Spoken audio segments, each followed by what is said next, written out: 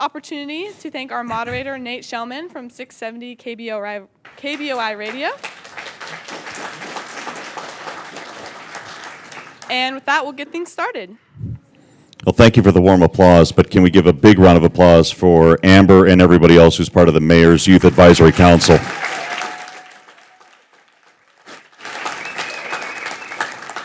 All right, now that you got that out of your system, there will be no more applause for the next hour. You can applaud that. Thank you to all of our candidates for agreeing to be a part of this wonderful forum. As we get started here, I'd like to introduce Ann Little Roberts. I'd like to introduce Gina Johnson, Joe Palmer, Robert Simison, and Sean Wardle. We start off with our opening statements, and I guess we'll start off with Ann Little Roberts. Thank you so much, Nate. First of all, I would just like to say it's an honor to be here. I appreciate such a full crowd tonight, and to thank the MIAC, the Mayor's Youth Advisory Council, Government Affairs, for putting this on. I know it's a lot of work for them, and I certainly appreciate it, and so the turnout is especially appreciated. I'm Ann Little Roberts. I am been on the City Council for 4 years, and so took the opportunity to run for mayor with Mayor Tammy deciding not to run again. I think that Meridian is obviously doing very well because we are growing, and our growth shows that we are doing well. And so I would really like to have the opportunity to continue the things that we are doing really well. Open space, parks. We are a great place to live, work, and raise a family, but I think there's things that we can do better. We can be at the table with those that are making decisions for us. Idaho Department of Transportation, Ada County Highway District, and the school district. It is critical that we partner with those that are making the decisions with and for our citizens. We've got to have that citizen input. The growth that we are experiencing has very unintended consequences, including safety, which is one of my focuses, because we are seeing our response times diminish, and we have got to stay a safe community. We've also got to be very connected and representing our citizens across the valley well, to Boise, to Nampa, to Caldwell, and our other citizens in the area, because we're all in this together regarding roads and the growth of this Treasure Valley. But it's an honor to be here tonight. Thank you so much for your attention. Our next candidate, Gina Johnson. Can you all hear me all right? All right. My name is Gina Johnson. I thank you for the opportunity for MIAC invited me to this forum. And I want to say that as a resident of Meridian, Mayor Tammy has done an awesome job so far. And I may not be someone with political experience, but that doesn't mean I can bring something new. Today, we have a full crowd looking to wonder who they're going to elect as their mayor. And the big thing I see is that there's a disconnect. We need somebody who understands what is going on, but is also willing to understand the perspective of who is being impacted. Today, we see a lot of people, politicians, who are not necessarily experienced, and I'm willing to take that risk because I was asked to run. And Meridian, I feel, could be the middle of the valley, the bipartisan spot that it could be, to give citizens a hope, not just here in our state, not just here in our county, but here in the United States, that having a little guy at the big table, even if that little guy has no experience, we got to have representation, and we can't have representation without having somebody who actually knows what those people are going through. Now, I know that there's not a lot of faith in me, especially there's that question of, will I be able to handle the job? And just like anything, this job is a hard one. But like any job, there's always a risk, and I'm willing to do what it takes to make sure that I don't bring my own passion. I'm just the megaphone that everybody wants to have in there. Myself as representing for you as mayor. Thank you. Our next candidate, Joe Palmer. Sorry. Thanks, Nate. Yep. What was your last name, Nate? Sorry. Thank you for coming tonight, and thanks to the MIAC Council. I've had the opportunity of meeting a lot of them recently, and I've been hitting all of them up to be sure and sign up for the PAGE program in the legislature. Having working with the kids in the legislature, I see great things to come. Sometimes you get a little bit of concern about the next generation, but if we have kids like these running the state and the kids in the PAGE program, I think it's awesome. And so I've been hitting them up, hoping that they'll keep moving on with their government service. It's very important that they stay and learn and have a better understanding of government and how it works. The reason I'm running for mayor, it's my community. I love this community. My kids are here. My grandkids are here. The opportunities for them are here. The mayor and the city council have done a fabulous job over the years. They've created a city that everyone wants to move to. My biggest concern with that is what we will do when it does slow down, because the time will come. And believe me, it's not the bad times that get you in trouble, it's the good times, and you need to be prepared for those. And so I would hope that we would be able to be careful with the government and let it not get out of control. When we have all this tax revenue coming in, we need to be careful with property taxes and hold them down as much as we possibly can. And I'm hoping that I will have that opportunity, and thank you for this opportunity this evening. Our next candidate, Robert Simpson. Thank you, and it's a pleasure to be here in front of everybody tonight. Having these type of opportunities is very rare in the city. In fact, it's only the second time that we've all been together in front of the community in this way. I'm running to be mayor because I care about this community. I've served for the last 12 years as Mayor Tammy's chief of staff. I understand our city. I've been part of building what we have here in terms of our premier community. I know the directors, I know our city employees, I know the values we have. I also understand that the people that are going to be going to the ballot, they're here to elect a CEO of the community. That's also a CEO of a city that has over 500 employees, 9 different departments that they have to oversee. That's personnel, that's budget, those are policies. It's also vision. I've been proud to be part of that. I've been at the leadership table my entire 12 years that I've been here and part of what we've developed as a community. But it doesn't stop there. You know, we have to continue to move forward and progress as a community. And how do we go about doing that? Well, it starts with making sure that we can move around the community easier. We got to get people to go from point A to point B easier in terms of making investments in our sidewalks, in terms of pathways, and our road improvement projects for the area. It also does mean working more closely with our partners that range anywhere from ACHD, the school district, Western Ada Recreation District, and the cemetery district, so that we can put together plans that the services that they provide are going to be there for our residents who call Meridian home. I believe that as mayor, the buck stops in that office for all those areas. We can't just shirk it off to another government entity and say they're in charge of roads, they're in charge of schools, they're in charge of libraries. We need to be able to step forward and take credit and blame when those issues become difficult for our residents to enjoy and work more closely with the people who are in those leadership areas. Our next candidate, Sean Wardle. Hi, I'm Sean Wardle, and I'm running to be the mayor of my hometown right here in Meridian. Recently, I attended a community block party, and one of our citizens came and introduced herself to me. She said that she had lived in the neighborhood that I grew up in, which is just down Cherry Lane behind the Jacksons. We lived right across the street from Mayor Grant Kingsford. And she had taken aerobics classes from my mother, and as a teacher, it was great for her to go into class and after a full day of teaching, have someone else lead. And then she introduced me to her initiative, and she asked if I would support it. And it's puncture vine eradication. She and a walking partner have been walking across this community and pulling these invasive weeds, and I was immediately on board. So as a child of the 80s, my bike was my primary mode of transportation. For the youth members in the audience, CET is a historical reference.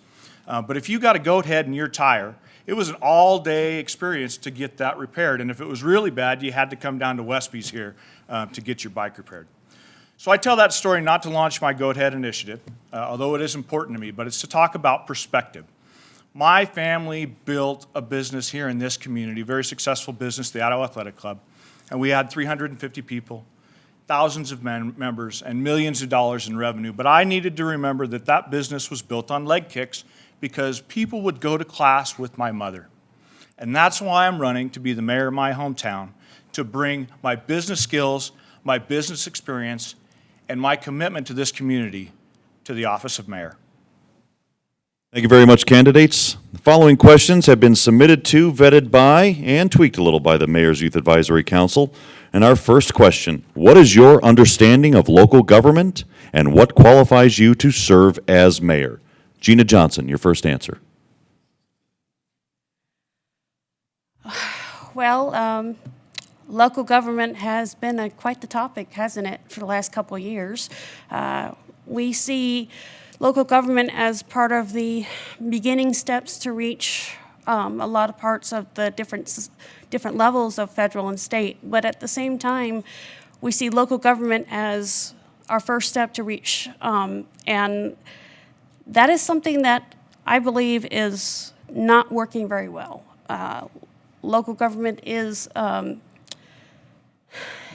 it's not a business, and it is one at the same time. It needs to be a position where people who work for the local government, people who run it, don't necessarily look at it as just a set of numbers, a set of statistics. They're people. They serve the people that they are elected to by. And I may not be qualified, but I was part of the mayor's teen council in Nampa from 2006 to 2010 with Mayor Tom Dale.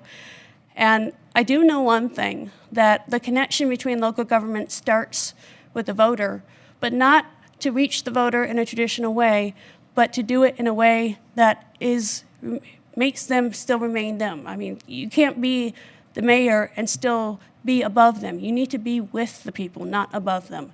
And I hope to show in the next hour that I can bring that perspective.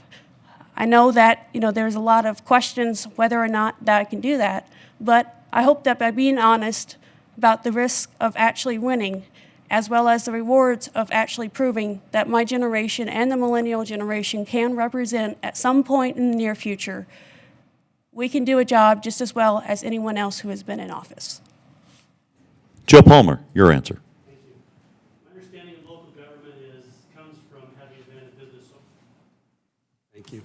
Have been a business owner in Meridian for the last 33 years. I see both the good and the bad that comes from government. It has both, believe me. The opportunities for businesses needs to thrive, and local government needs to help it, not hinder it.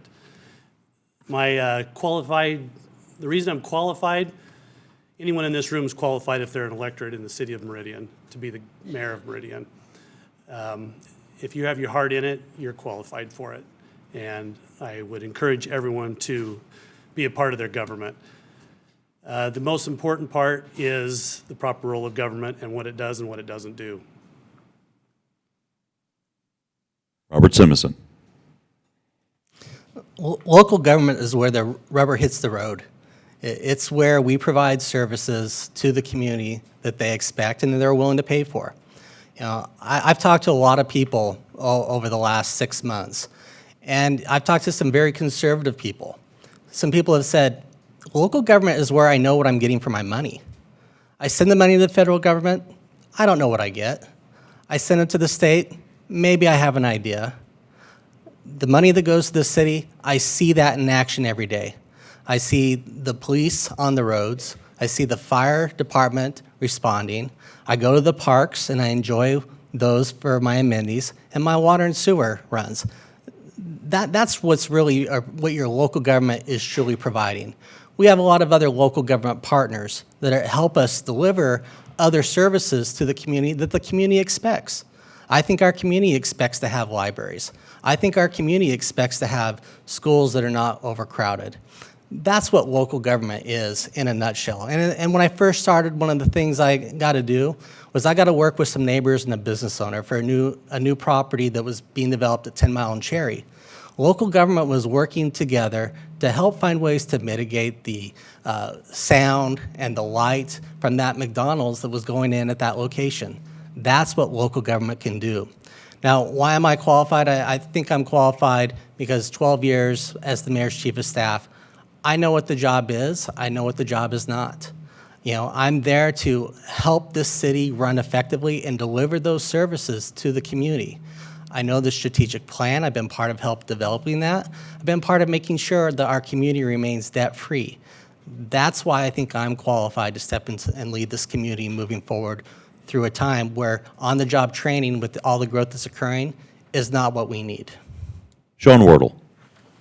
I was just out in the hallway talking to some of our youth members and explaining that I wasn't always interested in government. In fact, as a young person, I started thinking about running for office, and my dad said, "Hey, go talk to Charlie Roundtree." Charlie was one of my baseball coaches and served this community in a number of areas, including the city council. And Charlie and I sat down and he said, "Have you lost your mind?" And once we confirmed that I had, he explained to me that local government was not about fame and glory, but it was about service and about serving your community. And then I got elected to the city council and did just that, and served with a number of great people and did some good things for this community in its early stages of growth. And then I moved to the Urban Renewal Agency, where we set the foundation for downtown, and we're starting to see some of the fruits of those efforts come, and downtown Meridian can and will be a wonderful place here in our community.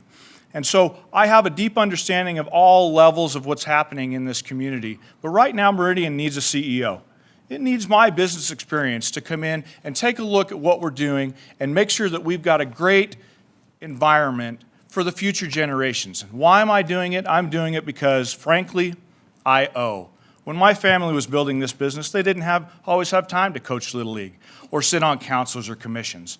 And so it's my job to pay that back, those people that came before me, and make sure that we've got a great community for our children. Ann Little Roberts.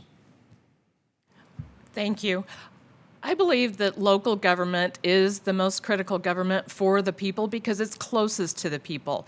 I think that as the citizens of this town, it's critical that you are well represented by what your local government is doing and how that money is being spent.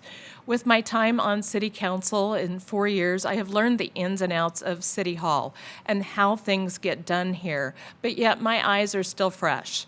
I would like the opportunity to share how things can be done differently. With my time at the City Council, I ran the City Council, with the time at the Meridian Chamber, I was there for over 6.5 years. And we worked very closely with the city. But things can be done differently, and it's very important that the business community has a voice as well, because that's the backbone of our economy. And I believe that between the two, my time on City Council and my time at the Chamber, I've got a different experience and a different set of eyes than anyone else does. Thank you.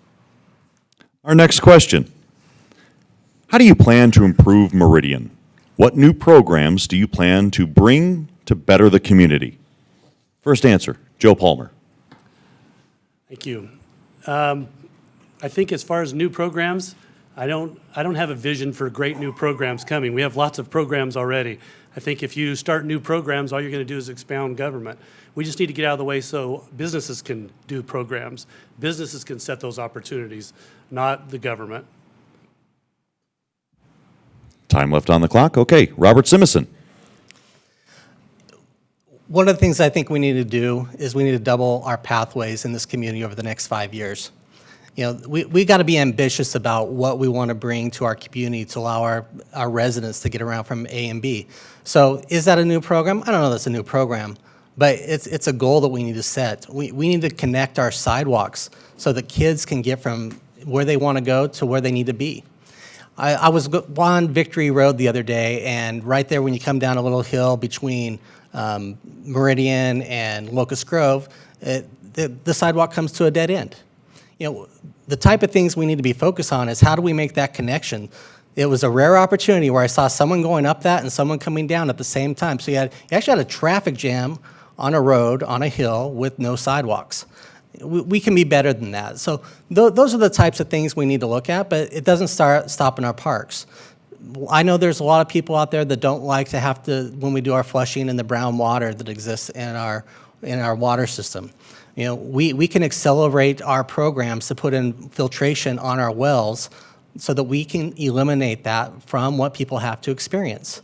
those are the little types of things that we can do to improve the community that we live in so that those things that people just don't like to have to experience can go away. Sean Wardle. I believe that government should be transparent. And my administration will create the first Office of Government Accountability so that people in Meridian have a place to go, not to just find out where their dollars are spent, but what's going on in our community. I believe that we need to have a vibrant downtown, and we've got a great start, but we've got a ways to go. We need innovative businesses that draw people down here, and we need great places for people to eat and shop that will keep them here. Our park system is robust, but we need to add certain things. We've got to have an opportunity for all of our generations to be able to enjoy those parks. I think that we need to add a number of dog parks and amenities like that. We need wider roads and signalized intersections so those in our community can get around. In addition to that, I think there are a couple things that we need to stop doing. We need to stop overspending. We need to take a look at where we're truly spending those tax dollars and find a way to use them more efficiently. In addition to that, I think that we need to stop chip sealing our roads. Meridian is an urban environment, and that process is messy at best. And so my administration would work to stop chip seal. Gallery is reminded to remain calm. And Little Roberts.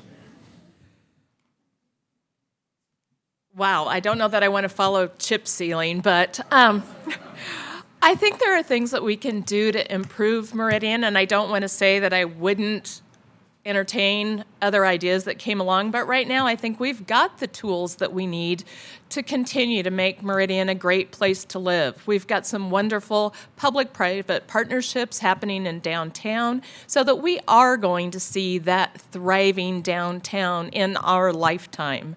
And I think that that is critical. We've also got great things in place with our parks and our pathways to continue to connect this community, but it's all about collaboration. We have got to be at the table and talking to all of us that are involved in our roads, in our parks, in our connectivity within all that we do. And so I think the theme of my campaign has been connecting the community. And I think we need to continue to use the tools that we have in a more effective and efficient manner, and that will help us to continue to improve this wonderful place that we live. Gina Johnson.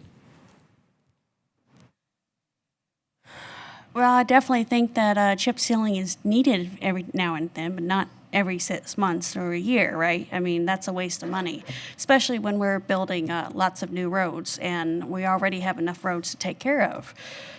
Programs and services is something that, we already have a number, but there's always room for improvement. Mayor Tammy has done a great job so far with maintaining a lot and improving and helping us grow, but there's a lot that's still needed. Our infrastructure on our roads and our transportation and the ability for our police and fire to really come and respond quickly is one thing, but to be able to have the involvement of police and fire is just the post-emergency response. What about the pre-emergency response? We need to take care of our citizens who are struggling with the cost of living. So we need to figure out how we're going to get them employed in local environments here in the city, as well as we need to give them an ability to reach the other neighboring cities in a way that's more affordable for them. We can't just have the roads and the safety and elements of parks. We need to be able to make sure that those elements, those budgeting requirements, we partner with private investors, but we also make sure that public funds are being used with public interest. And we're not just paying for safety and those other alternatives of services, but we're looking at how they're being used already and what can be improved and what can be prototyped for something new and different, as well as something that is already working, doesn't need to be improved or replaced altogether. All right, candidates, the following question will have a 1-minute response. That means you're looking for the red tag. 1-minute response for the question. Do you think it's important to have a youth voice in government? If so, in what ways will you include them? I will remind you all, the Mayor's Youth Advisory Council is present. Robert Simison. Yes, we need to continue to make sure the youth voice is present, and that does mean continue with MIAC. But when I've talked to MIACers, what I've told them is, I can't say that MIAC's going to look exactly the same as it did under Mayor Tammy. It's got to also work for me and my family. I do have young kids. So whether that's adjusting times, looking at what type of activities they do, but they need to have a voice in our government. That is MIAC. That is remaining on our commissions to have a seat at the table and to give their perspective. Sean Wardle. Thank you. I believe that youth involvement in all aspects of our community is very important, and we'll continue that. I have a 15-year-old at Renaissance, and one of the things that she and I were talking about, I'm reading a book called Words That Work, and she told me, especially when I come home and I'm talking with her about school, that I talk in business speak, that I talk like a business person, and it doesn't resonate with her, and that I need to find a way to communicate some of my ideas in a way that she can understand that. And I thought about it for a minute, and I thought, you know what? I thought I communicated really well with my family, but I believe that we can all learn by talking to the next generation and then getting their feedback. And Little Roberts. I think having our youth involved is critical. I've been a huge supporter of MIAC while I've been on the council, and while I was at the chamber, I brought a program called Young Entrepreneurs Academy to the Valley, where students could become their own business owner in the course of a school year. So I think it's critical to continue MIAC, and if I were mayor, MIAC would only look different if MIAC wanted it to look different. We've got the largest MIAC west of the Mississippi, and I think that it's critical that they can run their own program because it has been extremely successful, and I would be extremely supportive of it to continue. Gina Johnson. Well, I definitely am a youth. I think I'm just a little bit older, though, so hopefully I get this right. I think that we need to involve youth at every level, not just in MIAC, but in every department. If I became mayor, I would not just be the mayor that everybody knows, but I would have game and Twitch with the mayor because, you know, there's lots of people who love video games as well as those who have a fan of or a passion of comics and stuff. So if the mayor gets that, then it's going to be a whole lot easier to adjust and work with youth.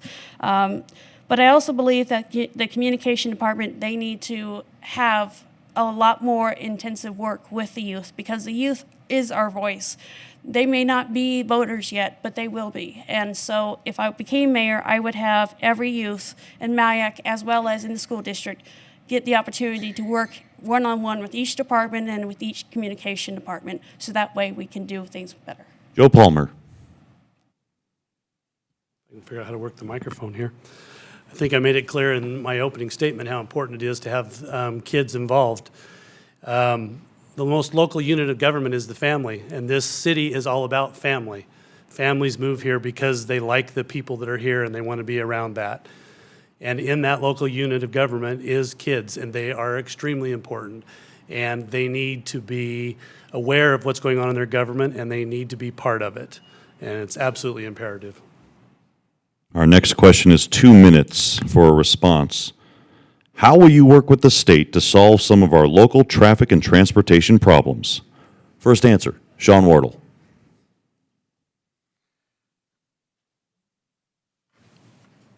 We need to start talking about traffic, stop talking about transportation. Meridian is a suburban environment, and we need wider roads and signalized intersections.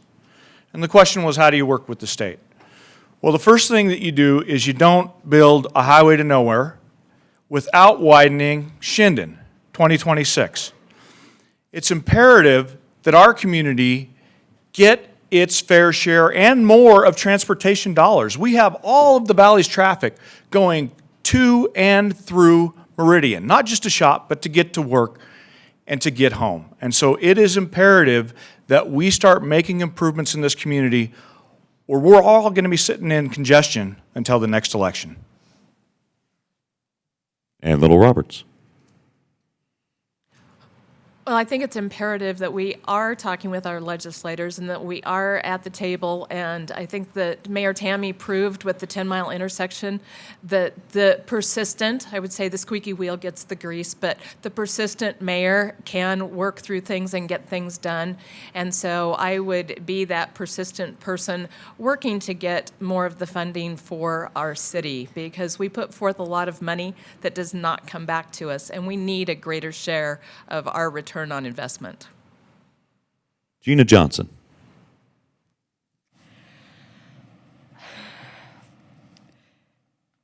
We look at transportation as an obstacle as well as a need for a solution to fix it. I don't drive. I wish I could. I'm too scared to. And quite honestly, the roads are a lot dangerous. And we need to look at how we're funding transportation, but at the same time, we can't just be thinking all the time. We can't just act without thinking and think without acting. And public transportation is needed. There literally is nothing going on from now until 2021, when the next Valley Regional Transit route will be happening. We need something today, not something in 2021. A year may come before you know it, but that doesn't mean we need it now. So I propose that we use the $400,000 that we recently raised in tax dollars, that the Ada County commuter shuttles that are being used and just sitting on the lot waiting to be used. Everybody uses them in the morning and evening to get to and from work, but what if we could use them as a prototype to see if that route that Valley Regional Transit is going to use would actually work? We need to prototype solutions even if they're not permanent solutions, and we need to do something rather than nothing. And by working with ACHD, that is one element, but we also need to understand that other cities work with them and our city will work with them, but they're not always going to work with us. We need to look to unique solutions that are different. They may be different, but that doesn't mean they could work. We need a mayor who's willing to risk things, but also not risk everything. And if I became that mayor, I would hope to give you the guys that voice. Joe Palmer. Thank you. When it comes to transportation, it's a complicated issue. There's a lot to it. The money funnels down through the state and to the local units of government. There's certain percentages of it that have to be spent in cities, but that's not controlled by the city, that's controlled by ACHD. It's imperative that we work with ACHD and we don't fight ACHD. We need to work with ITD and ACHD. Over the past 8 years, I've chaired the House Transportation Committee. I understand the funding mechanisms and what you can do to move things around to be able to move yours forward faster. In the last 8 years, we've increased funding for transportation by 70%. Now that money needs to be spent correctly. As your mayor, we'll have the opportunity to work with ACHD and with ITD, and you have to have a good relationship with them. But if you work with them, you can get these roads done. You've heard here several times about that we need to widen the section roads out and have signalized lights. That's exactly right, 100% right. The fact is, they don't have enough funding to take care of everything at once, so they do have to piece it together. So if they're piecing it together, we need to be at the table to tell them which pieces need to be done first so that we can do that. The money comes from growth, but it's behind. We don't pay for it in advance. There's no way of doing that. So we have to use that money as it comes forward, and we need to improve it. We've got 16 that's stopping at Chinden right now. I understand that's a bottleneck. The state right now is purchasing money to finish that road on 16 onto the freeway. As soon as that gets done, that'll take pressure off of it. Chinden is being widened, Meridian's being widened, all the roads are being widened. The key is the funding mechanism and how the local governments work with them. Most of the money for the entire state comes from Ada and Canyon County. It's pretty important that a large portion of that money gets spent in Ada and Canyon County. Robert Simison. We've been working with the state for the last 12 years to get the road projects that we need, whether that's Meridian Road interchange, 10-mile interchange, improvements on Eagle Road. It's also been working with our business community that are actually the ones that are going to be improving Chinden because the state doesn't allocate enough money. It has also brought improvements to Eagle Road because the state doesn't allocate enough money. So as a city, that has been what we have been doing. We've been working within the parameters that we have. Well, unfortunately, even recently, our ITD, local ITD, has not really been one that is working collaboratively unless we bring money to the table. They've made it very clear. If you want to see road improvements in Meridian, you're going to have to invest your local tax dollars to do that. So if we want improvements, if we want to lend a road overpass, we're going to have to invest. And I think that that's a wise decision for us to make. We will need to make investments in road infrastructure if we want to see improvements to our local roadways or to the state facilities that are in Meridian.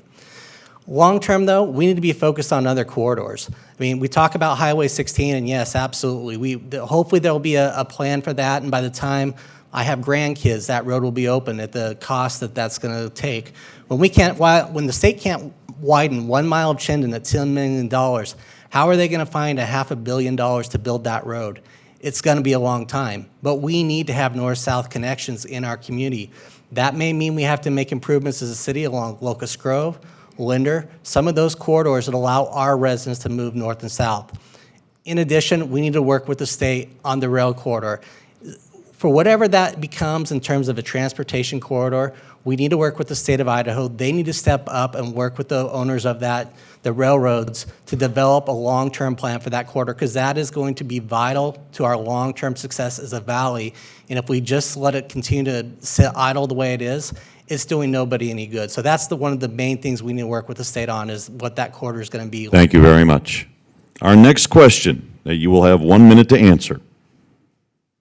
Do you think it's important to work alongside Meridian's faith community?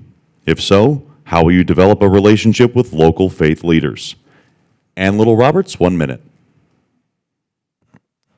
I believe it's very critical to work alongside our faith leaders. Meridian's been a community that's been built on faith and those that have the beliefs that participate in church. And I think it's critical that we continue that. I've been a strong supporter and attender for the mayor's prayer breakfast. I just attended the faith leaders luncheon. I believe those things should continue on, because that's a large part of our population that is represented by those faith leaders, and we need to continue those wonderful relationships. Gina Johnson. I believe that faith is a big element to the success of our community, as well as the success of how we grow. I, for one, don't think that we should not continue things, but I do think we need to look at how we address faith, because there are people who believe that we should force others to believe their beliefs. And for me, that is not why I'm here. That is not why I'm running. I'm representing everyone because I have experienced all different religions. And those who have different religions usually ask me, well, what primary religion am I? And it's, I don't pick any side, because I can understand everybody's perspective. I don't force people to accustom to one belief, but I also respect those who want me to believe one way. I can see every way, but I also understand that not everybody can agree with me. And that's why, if I do run, I hope to have your vote for something that is different. Thank you very much for your answer. Joe Palmer, 1 minute. Thank you. The Constitution of the United States was developed upon the Ten Commandments. It is the most important document that we need to start with. Absolutely, it's imperative. If you look around this community, you'll see lots of churches, lots of different religions. It's absolutely imperative that we always work with them in government. We're a community of family and faith. And having that relationship with our faith partners is critical, because the government can't be there to solve all the problems, neither, and we shouldn't be. But that's where we often rely upon our faith community to step in and help out some of those that are in greatest need. You look at some of the things that we have in our community today. The Meridian Food Bank started from the work of a local church and has continued to be funded and partnered through them. Those are the types of things that the faith community can do in your community. But it always starts with a conversation. We need to continue to have those conversations, not just events, but actually sit down with them and talk about the needs in our community and what can they do? How can they help solve those needs of individuals so that we have people who are in need be helped, and it doesn't have to come from the government. Thank you, Robert Simison. Sean Wardle. Yes, I believe it's important to work with our faith community, as with everyone else in this community that has a vested interest. And one of the things that faith teaches us is to be inclusionary. And I think that our community needs to be inclusionary and needs to welcome everyone, and I'll work closely with those individuals that are doing great charitable works in this community to continue their efforts. Our next question will be 2 minutes for a response. What do you see as our city's most serious challenge, and what is your solution? First answer, Gina Johnson. Infrastructure, and I'm not just talking about roads. I'm not just talking about public transportation and building. I'm talking about the one thing that I think a lot of people are upset with, and that is the technology infrastructure that we have in place. We all rely on internet at some point, whether it's to address education, whether it's to fund grow your business, whether it's just to connect and watch something online. Our internet is something that isn't, usually the typical thing one candidate would address, but I believe that is something that we could bring to the Valley. We need something that is different, and if I became mayor, I would hope to have a server farm here in South of Meridian because it's needed. It is something that we have. The closest servers we have are in Seattle, Salt Lake City, and the Bay Area. And I believe that if we have it here, not just our city will benefit, not just our residents, but everyone will benefit.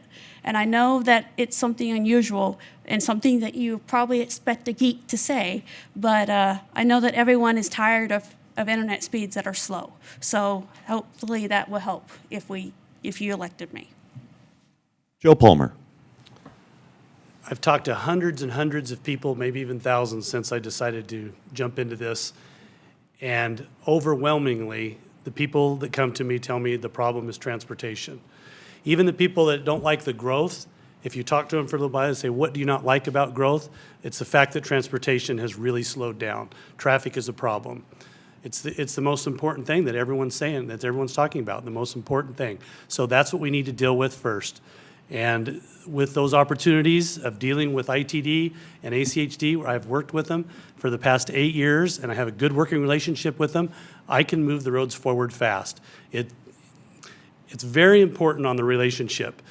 In my position in the legislature, I have had to deal with 260 highway districts across the state of Idaho, and believe me, they do not all get along with ITD, and they don't all get along with any of the money that's transferred between them or how it works. And I've had to run between them over and over and over. Those relationships are extremely important, and if you have a good working relationship with them, then you can move those transportation issues forward, just like we have with Highway 16. Now that we're moving forward on buying that land, as soon as the land is bought, the legislature will have the way and the mechanisms to move forward in getting the roads done. And it won't be done overnight. It's not going to be done. We may have more grandchildren. I may have more grandchildren by the time it's done. I hope so. The fact is, you cannot put together a $300 million project when our whole state's budget is only $6 billion, all in one area overnight. We have to spread that money out. But they can do it to Ustick, and then they can do it to McMillan, and then they can finish it out. But just the overpass alone is a huge expense to get it off the freeway. But it can get done, and if we don't start on it now, it won't. And that is important, and we need to have those relationships for that. Excuse me. Robert Simison. Well, I'm glad to see Joe and I are talking to the same people out there in the community because they start with growth, but when you drill down, it's transportation. That is what most people are most upset about and see as a challenge. So how do we go about solving it? Well, first, I hope to work with Joe while he's still in the legislature, that we can work together to solve those issues. I'm glad I got a little bit of a laugh, but it's serious. If we really want to solve this, it is working together. And so when I win, I hope that we can lock arms to help solve the transportation issues that we have in Meridian by working together, because that's what it's going to take. But it's not just working with the state. And I'm going to borrow something from Sean, speed of business. Private development. We worked with private development in the early 2000s on improvements in North Meridian. They can do it faster, they can do it cheaper. So we need to look at where we can work on those public-private partnerships with our development community to make improvements in our road infrastructure. They can do it, they can build those intersections, they can build the roadways, and they can get paid back from fees from ACHD. If they're not willing to do it in all those locations, the city needs to step up and do it. I think we have about $20 million as a city that we can go invest in transportation improvements in our community. It won't get us a lot, but it will give us some. We can focus on north-south corridors that would include Locust Grove, Linder, maybe out to Black Cat, where we can find the road areas where we want to make a targeted investment to improve traffic through those areas, and then we can do what development does. We can work with ACHD, and they can pay us back in time. So long as we get the money back before we need it for the things that we've been saving for, that's a better investment of our money where we can today see real returns on that. Sean Wardle. Growth in Meridian is out of control, and I believe that that is our greatest challenge.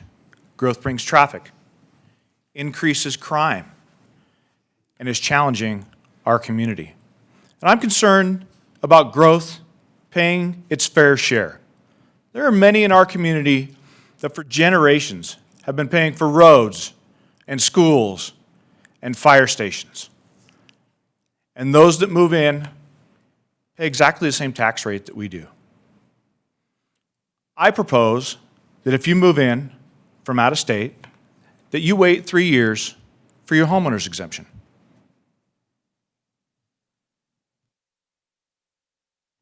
And Little Roberts.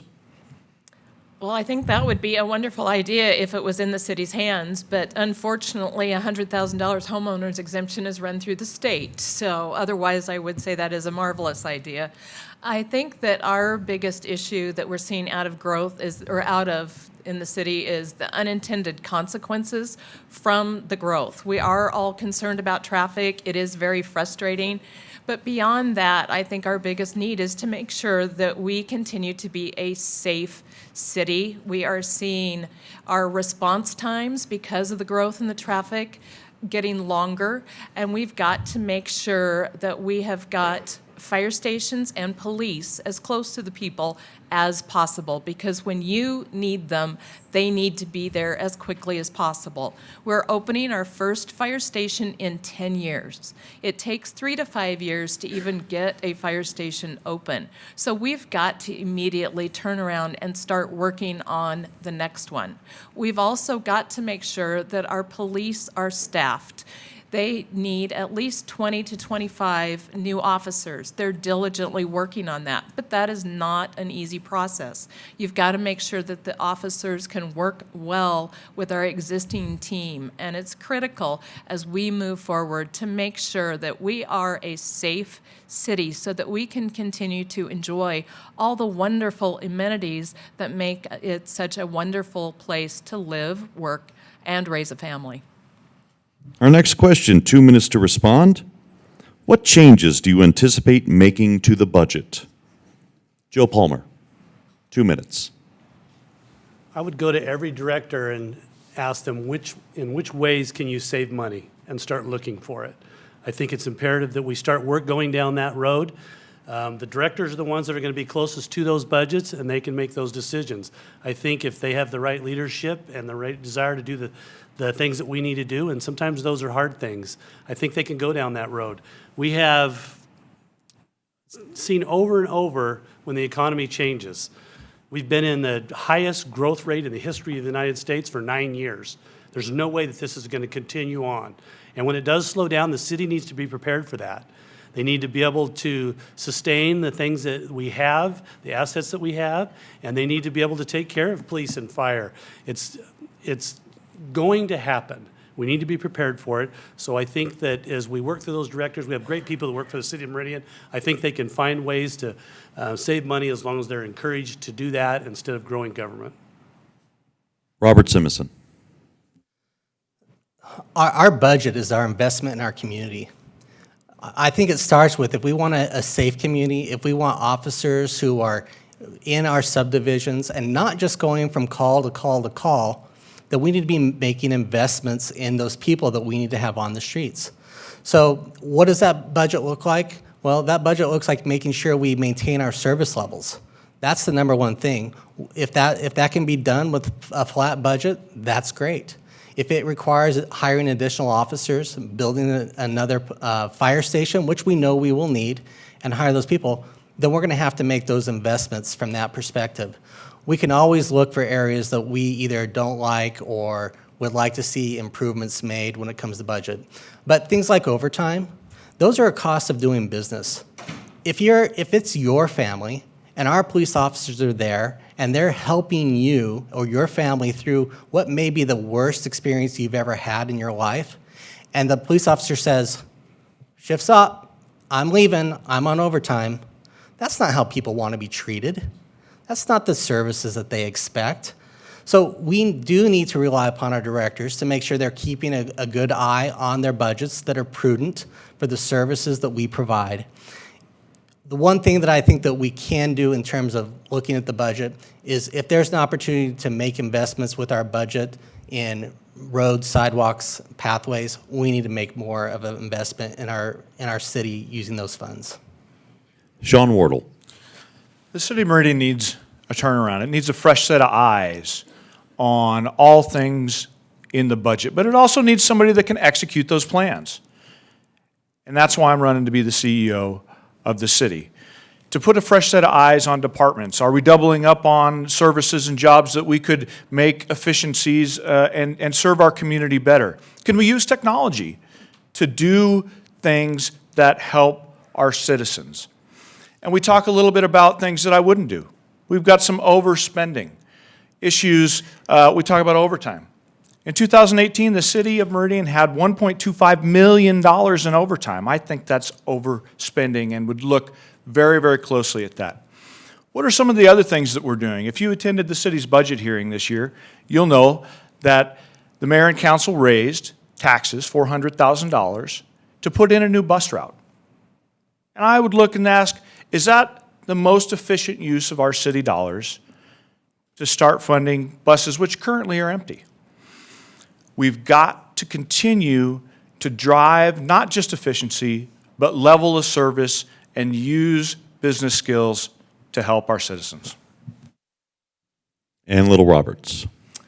I did vote for our current budget. I think it was well thought out. I actually voted after an enhancement to add 3 police officers and 2 more cars, because I believe that that is critical for the safety of our citizens. We go through our budget very, very diligently. I think it is a process that is well thought out and has got to continue to be well thought out, working directly with our directors to make sure that it's the most efficient budget for the people. Will those things change as our economy changes? Absolutely. We do have to be prepared for the future and what it can bring regarding a dip in our economy. But we've got to stay strong in our areas of fire and police. I think it's critical. We also have to watch each and every penny that we spend, because it is very, very important to me and to us that we know how those dollars are spent and that it's best spent for the citizens. Gina Johnson. One thing I would do is I would make sure that the recently passed budget does one particular change. We reverse the decision to raise the mayor's salary. It's $90,000 right now, and it will be $92,000 in the starting term for whoever is elected. I believe that is unfair to the people, because you don't necessarily need $90,000, let alone $92,000, to be mayor. You need to be understanding that the people who elected you are the people that want you to represent them. So why don't be above them, be with them. I propose that if I became mayor, I would make sure, if I could, I've already talked to many of the legal staff here, that the mayor's salary should be the middle income. So basically the average income of whoever is in a 2-person household. Meridian residents want accountability, and they need a mayor that understands that money isn't everything, at least for them, but also for their citizens. So I would make sure that budgets are ran by the directors that for each department, but at the same time, we don't turn off new ideas. We need to look at how we have already what our current budget is and make sure that it's a little bit more efficient. We don't necessarily have to increase taxes, which I'm not planning to, and we don't necessarily need to cut. We just need to really consider what we already have and look at what we can do a little bit different that may be a little bit better. Ladies and gentlemen, this final question will also serve as your final statement for the night. This will be the final answer. You have a 1-minute response to the question, what is your 10-year vision for Meridian? In 60 seconds. Robert Simison. 10-year vision is that we are a premier community. We have parks aplenty that are well-maintained. They provide all the amenities that our residents want. That may be dog parks, that may be pickleball courts.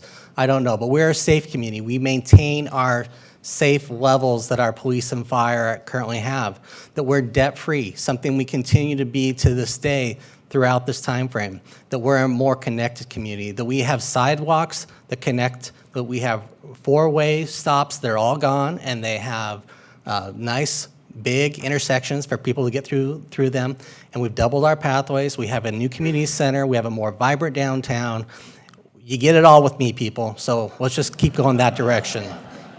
Sean Wardle. Meridian in 10 years. Meridian is truly a great place to live, to work, to raise a family, and it continues to be. But we've got to focus on fixing our issues, like traffic and congestion.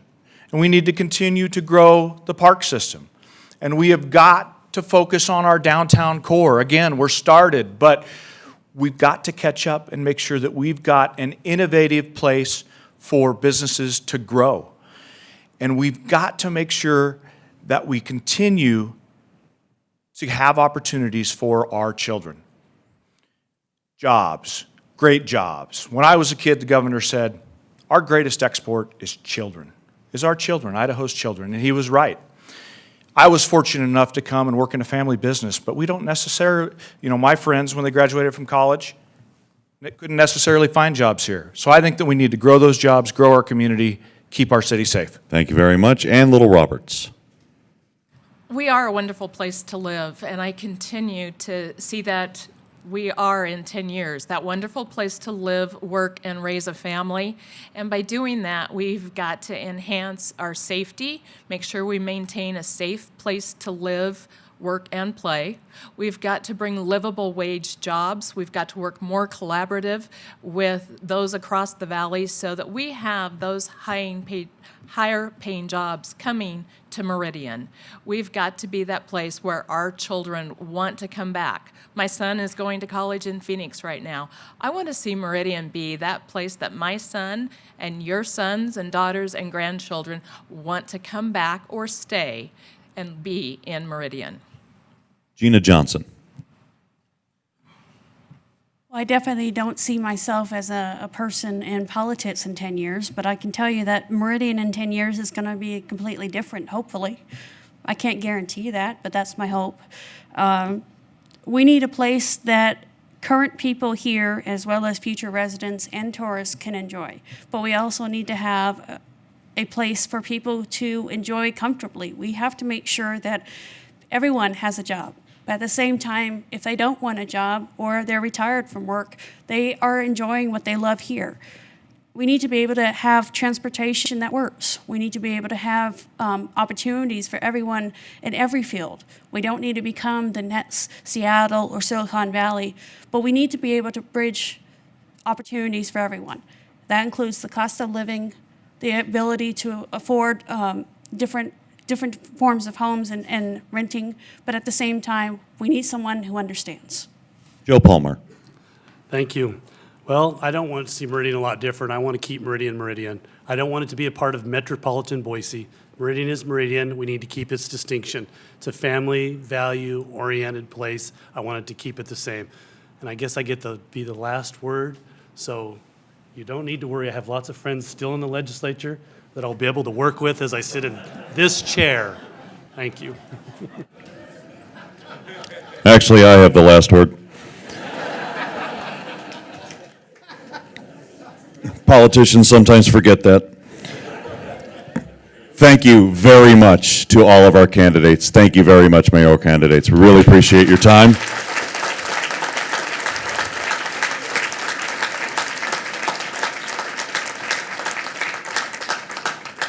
Mayor Tammy wants me to remind you that there is a Meridian Town Hall meeting from 6:30 to 8. That is this Wednesday, October 23rd, at Touchmark at Meadow Lake Village. All are welcome. Of course, we got the trunk or treat on Thursday downtown. My wife will be a part of that as well, so make sure you please take all of her candy so she doesn't bring it home. Mayoral candidates will be out front here in the lobby answering questions. We will be back here in about 15 minutes talking with the city council candidates.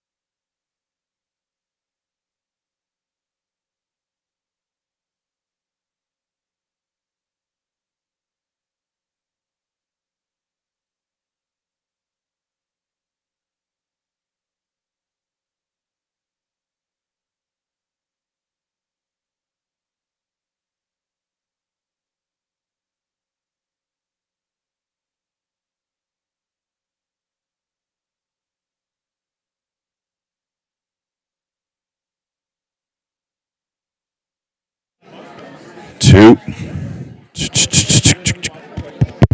Hey, where did I go?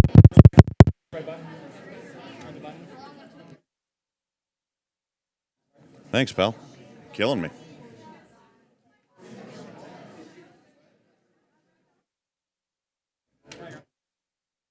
There we are. 2 minutes.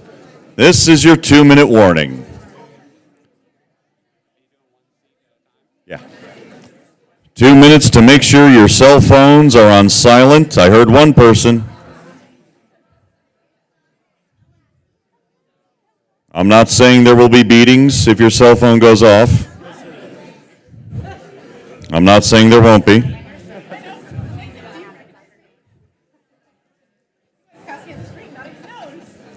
Next person whose cell phone goes off has to run for office.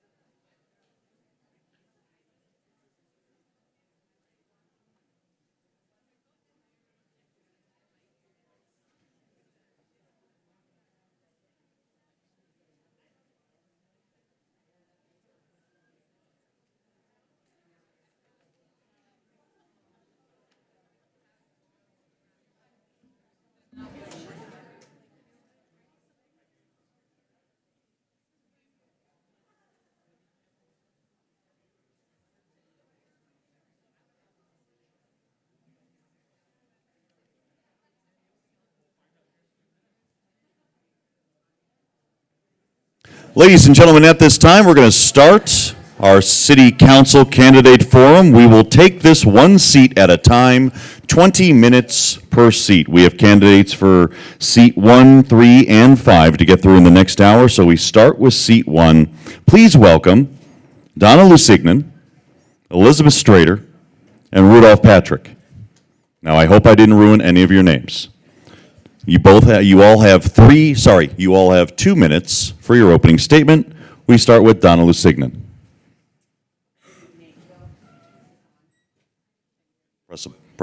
Right, there's a button right on it. Now, can you hear me? Good evening. Well, I just want to thank you all for coming out.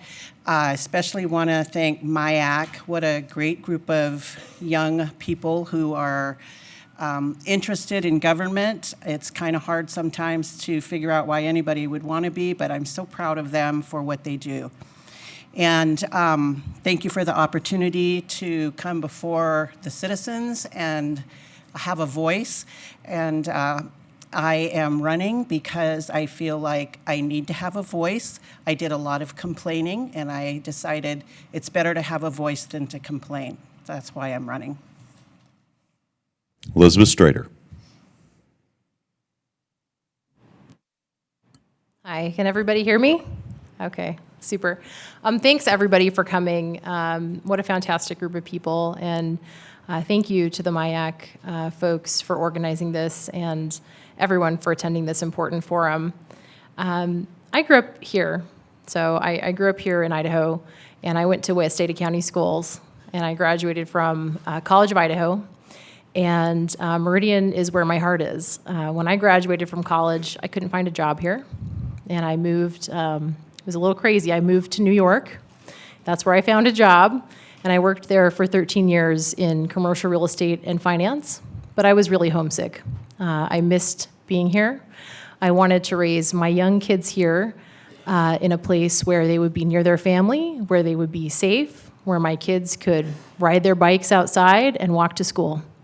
And the reason that I'm running for seat 1 on City Council is that I do feel our citizens need a stronger voice in government with the amount of growth that we have going on.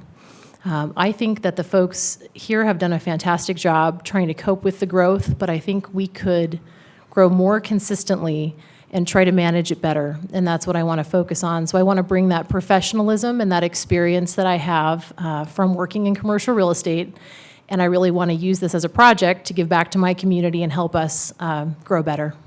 Thank you. Rudolph Patrick. Once we get through the spin up on how to work the equipment, it's a pleasure to be here, and thank you very much for coming tonight, and thank you to MIAC for putting this on. I really am honored by an opportunity to come before you and represent, perhaps, the city in Council Seat 1. My wife and I, Linnell, and I came to this community in 2004. I had spent about a half a career as a pastor and went back to get my law degree and became a practicing attorney, working for my denomination's national office and then working as a private practice attorney here in town since about 2005 or 6. We came here to worship in 2004. We came up to church and actually built a house and came to the community in 2009. And we have found this to be a wonderful place. We finished raising our children here. We love it here. We believe that this community has a number of challenges ahead of it.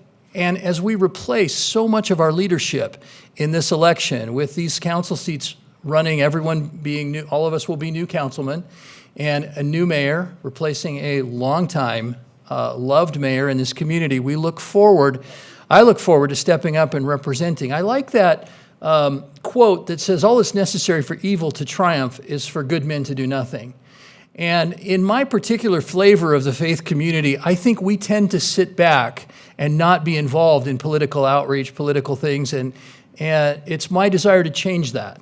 It's my desire to personally represent changing that, and that's why I love Meridian. There's a lot of good things that we have going. There are things that could be improved, and I look forward to that, and that's why I'm here representing myself to you tonight for Meridian Seat 1.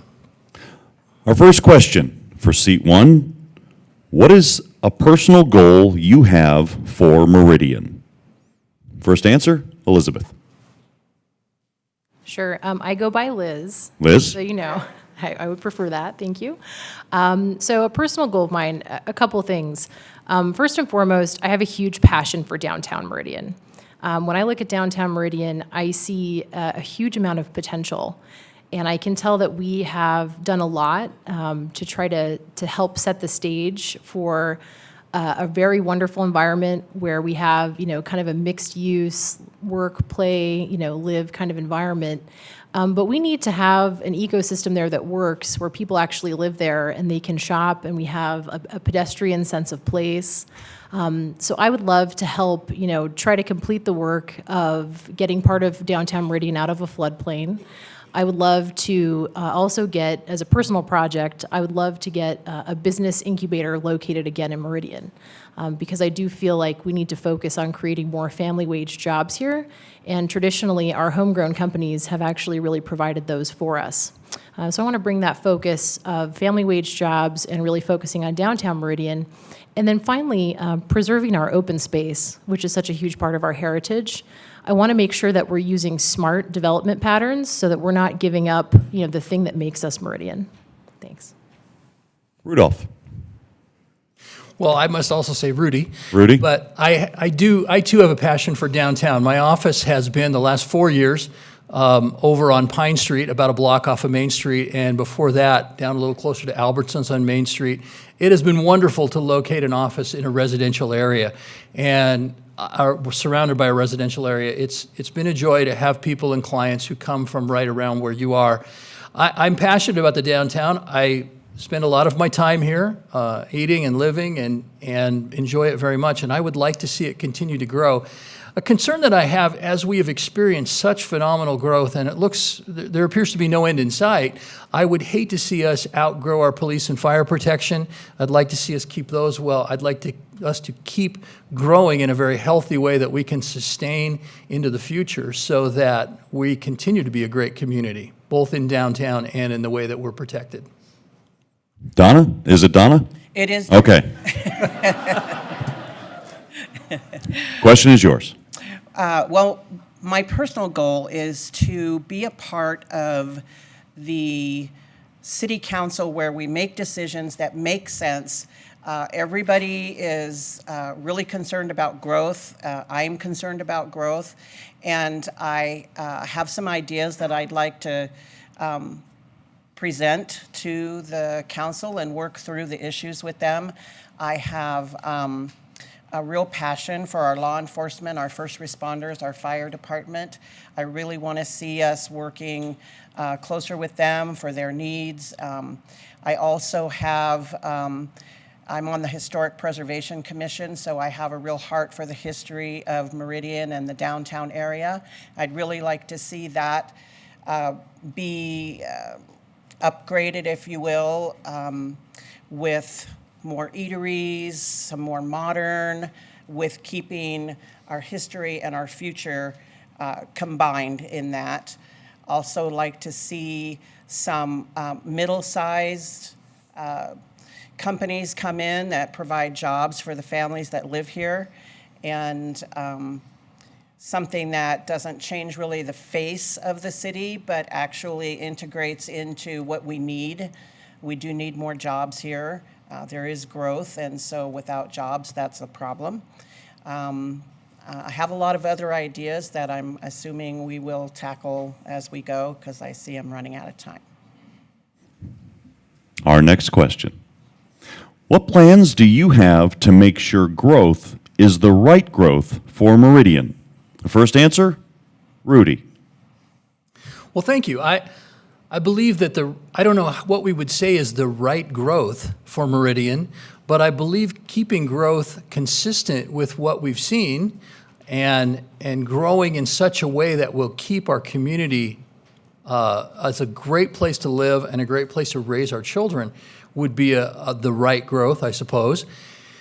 I would want to see that we have sufficient schools, sufficient police and fire protection, and sufficient transportation to get us around while having a sustainable budget. I haven't been through a budget process, as we heard about some in the last session, but having been through budget processes in other organizations, I think we need to be careful. This city has gone on debt-free for quite some time and needs to continue so that we can, in the future, if we address some bumps in our economy and the growth stops, we need to be able to continue to move forward with that. Thank you. Donna? So I feel that growth can be good and bad. We just opened a Trader Joe's. I know probably a lot of people are happy about that. That comes with the good part of growth. We get to have a lot of retail, commerce, a lot more people. Sorry. Sorry about that. Did you hear any of it? Okay, so I think that with good growth, we get a lot of good things and positive things, but we have to maintain a pace that makes sense for everybody, because I think that we're growing very fast and we need to make some decisions that will help alleviate and manage some of the downside of growth, and that, of course, is traffic, housing cost, those sort of things. So I feel like there's a lot of things that we can do, and I'm anxious to put some of those ideas forward with the city in a council seat. Liz? Yeah, absolutely. I think it's really important for us to have a very honest conversation about growth. And the reason is that, as a real estate person, I've done a lot of research on the whole Treasure Valley, and just looking at it, our vacancy rate is below or around 4%. And what that means is that although we're building a record number of units, we're absorbing them all because our population is growing. And so we need to decide how we want to grow. If we embrace a sprawling development pattern and continue to build single-family houses everywhere and denser housing all over Meridian, it's going to exacerbate some of the issues that we're already having with traffic and schools. So what I really think we need to embrace is, number one, following our comprehensive plan. So completing that process, I'd like to see the inclusion of some low-density classification in that. And then I'd also like us to increase our standards for development. We have a ton of development going on. If we are competitive with our surrounding cities, but we increase our residential requirement for open space, we're actually going to get higher quality development, and we're going to save some of our farmland. At the same time, we need housing, and we need housing in order for us to solve our affordability issues that everybody is having. And I would propose that this dense housing and this further development really be focused in an area that we can manage it. Ideally, there's a huge opportunity in downtown Meridian to do that. So that's, I have a pretty strong vision about that. And the biggest thing I want to see is us to keep Meridian the special place that it is, realize its potential, and really have that balance with a mix of different types of housing for everybody. Thanks. Our next question, 1 minute for the answer. What does your experience give you that qualifies you to be a city council representative? First answer, Donna. So I spent 38 years in the commercial insurance business where I dealt with a lot of risk analysis and risk management on very high-profile accounts such as municipalities and construction and contractors. And I've seen the downside of what can happen, and I've seen the upside of responsible management in that area. I feel like I have a great deal of experience. I've been on many boards, insurance women, lots of HOAs, that sort of thing. So I have the ability to work hand in hand with other people and respect opinions and be able to come to resolutions. And I also have a big heart for volunteering, so I spend a lot of time in volunteering and in service in a lot of different areas. So I feel that all of these help with that. Liz? So in my career, my experience has been working on billions of dollars of transactions in all commercial real estate property types across the United States. I have a lot of background in finance and a very specific type of finance. And I feel like that real estate experience and that background in finance is really going to dovetail well with the two main things that City Council is supposed to do, which is focus on land use, which is really commercial real estate, and our budget. So I feel like I am qualified to tackle those things. Most importantly, I'm a local mom, and I bring that perspective of a parent here, of a family member here that wants to see us thrive, and I'm highly, highly engaged. I'm going to show up to every city council meeting. I'm going to be really here to represent the citizens of Meridian. Thanks. Rudy? I have about 20 years' experience working with boards, organizations, for-profit, nonprofit, working with volunteer staff and paid staff. I've been an attorney for another almost 20 years and helped people solve life's problems, work through very difficult situations.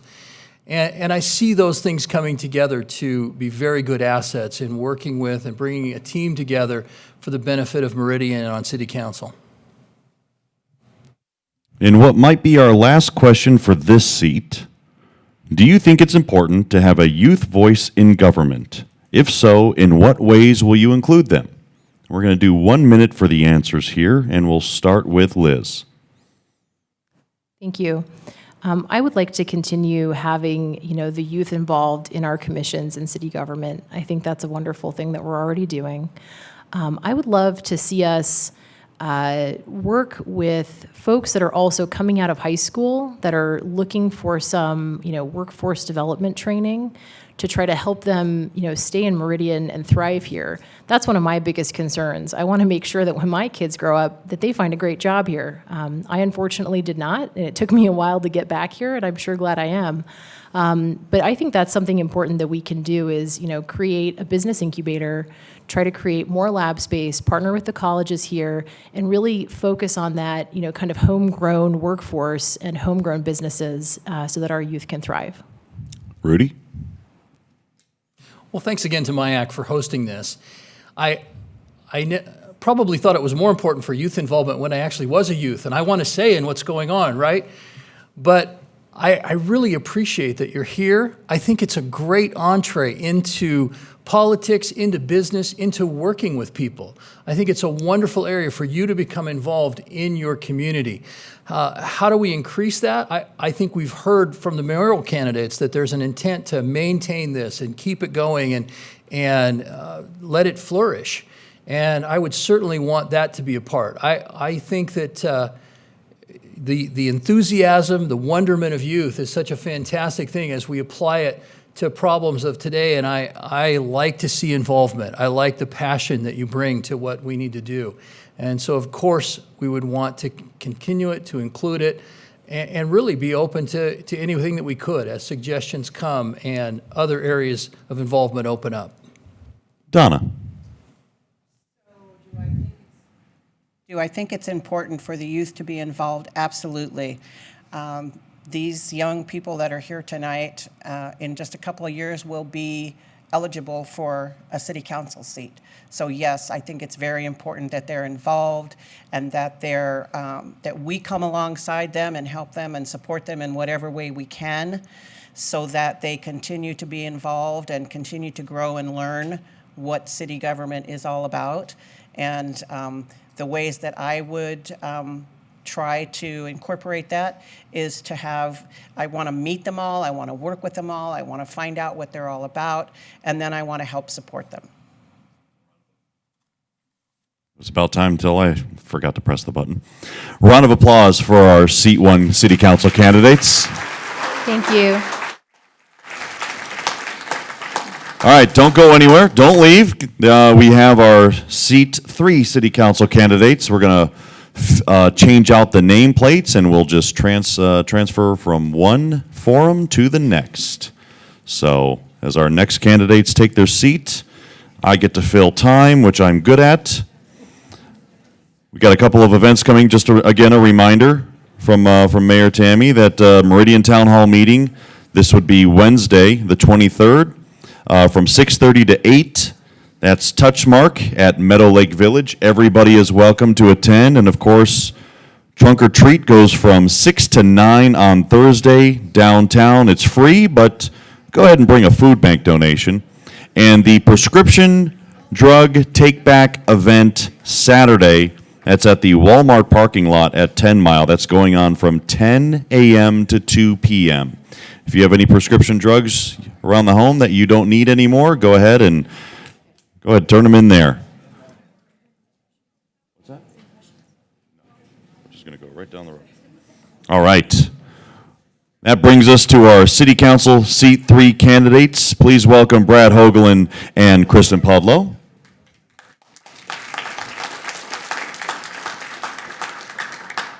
And we'll give them both 2 minutes to introduce themselves, starting with Brad.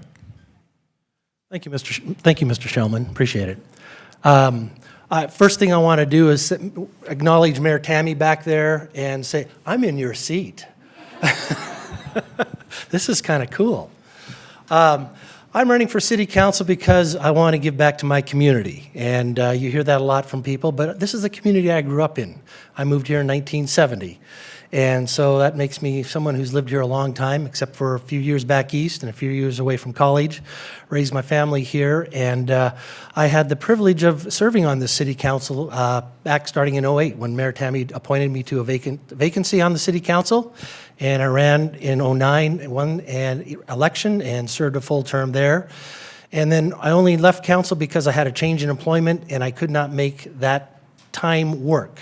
It's more than showing up on Tuesday nights to cast votes and then show up the next week and cast votes. It's about being involved and engaged in your community. And so I've recently changed to an organization that allows some flexibility in January. And when I saw we had 3 council seats going to be vacant and the mayor's seat's vacant, I thought, I want to go back and serve my community. I enjoy it. And I have even more reasons now. My parents still live in Meridian, but since that time, I've added some grandchildren to this community. And when you have 2 5-year-old twin granddaughters and a 2-year-old grandson, you really want to make this community the best place it can be for their future. Kristen? Hello, my name is Kristen Pudlow, and I just want to first say that it is an honor to be able to run for office. And next to this gentleman, I had the opportunity to meet him. I've done some research, and he's an outstanding person. So I just want to say what an honor it is to sit next to somebody who is such a good person and such a good candidate. So I want to run for city council because I have a burden in my heart to do something, I guess, for my community.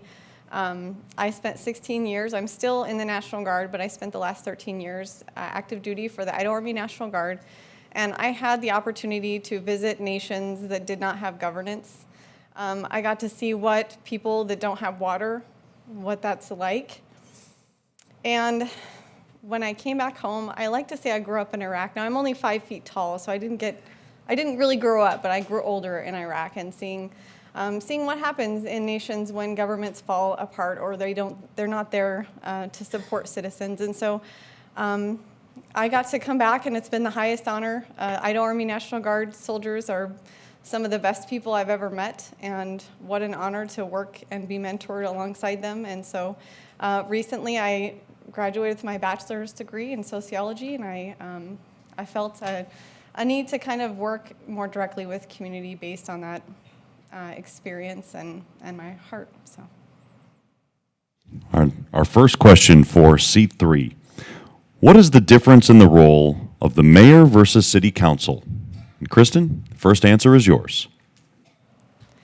The difference in the role between mayor and city council. A mayor is part of the executive branch of city government, and city council is part of the legislative branch. So the executive branch manages day-to-day operations of the city. They hold city employees accountable. They are the liaison for every citizen to listen to concerns, and they're over the city council meetings. They preside over the agenda. They decide what is and is not on the agenda. The city council members are the legislative branch. They work on approving or disapproving city council changes for city code, which I've read all of that. It's very an interesting read. I do have favorite parts of the city code now. But yeah, that's what the city council does, as well as the budget is such a huge part. But the mayor has a big part in the budget as well, as far as working with the departments to propose that budget. But it's legislative versus executive branch. Brad? Well, I don't want to repeat what Kristen said because she nailed it. It is a separation of powers here with legislative and executive branch, and really the big thing is the primary role for the council is that budget, that appropriation process. The power of the purse strings, as you may have heard it expressed, is very important, because where you spend your money, that is where your priorities are in a community. So having that ability to set the budget, working with the mayor, it is a collaborative process. They set the vision.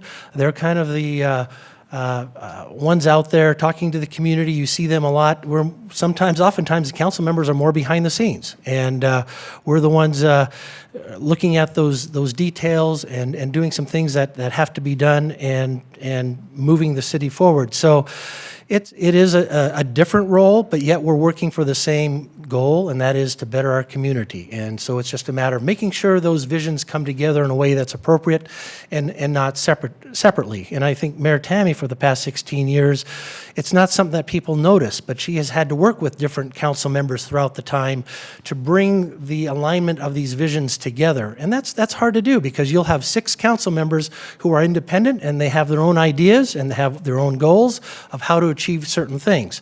And you're going to hear that tonight. People have different visions on how to make our community better. But I think that's where we have to work together and make sure we're unified and not split apart like some communities are, and you have contention and different things. And we've been very fortunate, Meridian, where that unity has been there. What will you bring to the table as a city council member? Brad? Well, I think the obvious thing is my experience, having served nearly 6 years as a city council member. If you go back far enough in my experience, back into the late 80s, I served as an assistant to mayor and city council in Boise when Dirk Kempthorne was elected mayor of Boise. And I had that opportunity to work at a very critical time when Boise was developing. There was a vision that was set by the previous administration that was to tear down all the buildings in downtown Boise. In fact, I think the New York Times referred to it as bombed out Beirut, and the old timers remember that. Uh-oh, what does that mean, Ann? Anyway, and seeing that collaborative process and understanding what it takes to bring different groups who have different agendas to the table and forge that common vision and that common bond. And I think that's very important, what we need to do. It is a collaborative process. We have to work with ACHD, we have to work with ITD, we have to work with the different communities that border us. We are in the middle. That's a good thing. Bad thing is, as you heard, we're in the middle, and traffic to and through. But that is something that I think I can bring with that experience and where I've done it before to bring people to the table, working with the mayor, the other council members, and finding a common vision where we can move not just our community, but this whole valley forward. Kristen. Well, I bring passion and dedication. I understand how to work hard. I have an addiction to research. I've tried to get over it, but I can't. And I do a lot of research on government. I've spent a lot of years with the federal government, understanding how that works and wanting to look for ways to improve. And so with my bachelor's in sociology, it's not the end of my education, but it is a beneficial paradigm to be able to look through and look at government for. One example is I think that Maslow's hierarchy of needs should be a way that we measure whether government resources are being spent in a healthy way or not. And I know this, you can't see it here, but it's the bottom of the pyramid is physiological needs, food, water, and then safety is next. And so I think taking this research approach, I would do a lot of research. I know how to work really well with people, but I would like to bring some of those tools that are, it doesn't matter what your faith is or what your background is, it's something that can be used as a tool. So. Our next question. I want to make sure there we go. What changes do you want to make? Kristen. Okay. While I was researching, is this on? No. Happens to everybody. Thank you. Yep. While I was researching the city of Meridian, I did have a difficult time finding some of the budget items. I did find a 5-page budget item, but I think it would be wonderful if they would publish some of the credit card statements or the budget statements monthly for citizens to be able to take a look at that. And that's probably something you'd have to work with the executive branch on, but I think it's a simple way. It doesn't cost the city a lot of money, and it increases accountability for the employees. Every time you swipe that credit card or you go to make a purchase, you think, well, do I really want to get a phone call from a citizen about this? Or is this something we really need? And so I think just instilling accountability into government organizations is critical. Not that Meridian isn't well run. I just want to say Meridian is a very well run city. And no one getting on any city council here is getting a bad rap or a bad deal. It's been very well run. And so I don't want to criticize. I just want to say what I have to offer. Yeah, what changes do you want to make? You know, there are some things I see, it depends on your perspective of where you are in life and what's important to you. And as I mentioned, my grandkids, and parks are important to them. They love to swing. But also, when I think about how do they get to the various parks and how do you get from point A to point B, it's not necessarily the traffic thing, but it's connectivity. Because ACHD puts bike lanes on our roads, that's great. For the hardcore bikers, they can handle that. For families, for kids, for people with other modes of transportation, whether it's skateboard, scooters, however you would want to do it, walking, jogging, we need the pathways connected and to take us to different parts of the city. I think that's very, very important. So it's not necessarily a change because I know a parks department is working on that, but making that a priority to connect our various parks and to other areas of our community, whether it's downtown or to the village, and to spaces that people want to go to and be able to do it without using a vehicle. I think that's important. The other thing on changes is the fact that for our public safety, police, fire, we have to make sure that we are keeping up with the growth. And I think mayoral candidates mentioned it, that we have to keep up on a number of police officers that we have, because it's more than just responding to a call, it's being proactive in our policing. But it's hard to do that when other entities pay more in salary than they do in Meridian. And that's going to be that's a difficult discussion because budget dollars, there's lots of competition for that within our city, and there's a lot of needs. So I think that's not necessarily a change because that's going to take 6 people, but I think that's a priority to look at to make changes in ways that we can make sure we're funding for our public safety people. What topic are you most passionate about? Brad. Wow. That's a hard question. I'm probably like Kristen. When you do lots of reading and different things, you kind of get excited about a lot of different things. And